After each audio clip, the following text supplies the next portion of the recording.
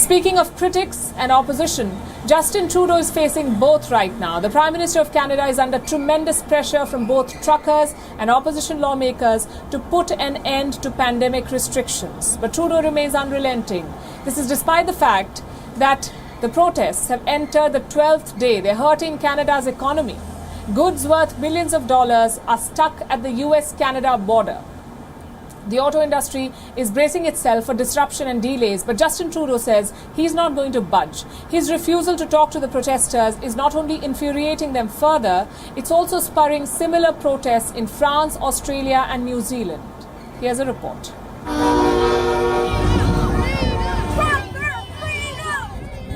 This is Ottawa, the capital of Canada, and currently a city under siege. For 12 days now, Ottawa's streets have been clogged with trucks, rigs and SUVs, all in a bid to get pandemic measures axed. The protesters have pledged to keep going for as long as it takes. They begin protesting in the morning and continue all the way till midnight. So far, 20 arrests have been made, 1,300 tickets have been issued, and 79 criminal probes have been launched. But the movement refuses to die down.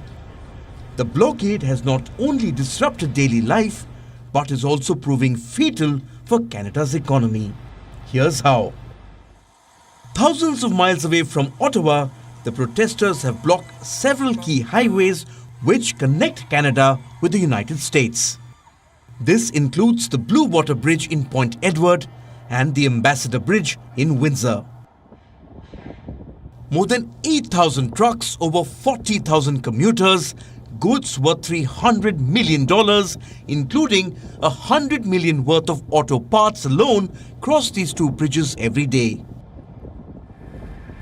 Their movement has now come to a halt, disrupting supply chains on both sides.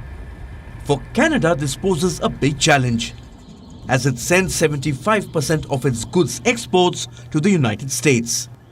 Washington too is equally concerned. The White House says the auto industry should brace itself for delays. We are watching this very closely,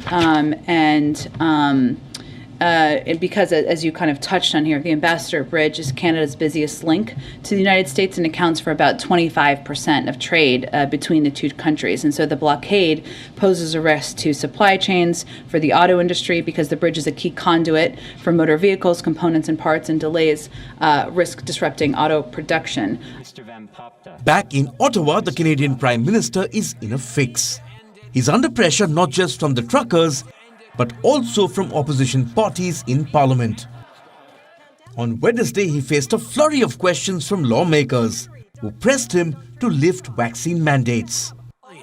You need to end it with public health measures. You need to end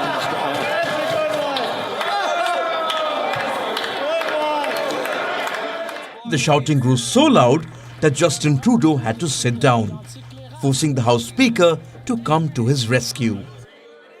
Mr. Speaker, there are people across this country asking this Prime Minister for clarity, leadership, and hope. People are so frustrated with this Prime Minister that there's protests nationwide.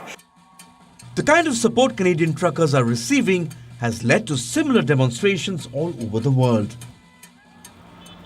In France, a freedom convoy has kicked off with the same demands. Lift pandemic restrictions, remove vaccine mandates. Last we checked, the convoy was en route Paris to build pressure on the Macron government. I am here to carry the voice of freedom, to try and make it heard that we have had enough. We want to go back to our old lives. In New Zealand too, a similar movement inspired from the Freedom Convoy has emerged. Protesters have been camping outside the country's parliament for 3 days. The Wellington police is struggling to break them off. New Zealand's Prime Minister says the protests are not a reflection of what the majority feels.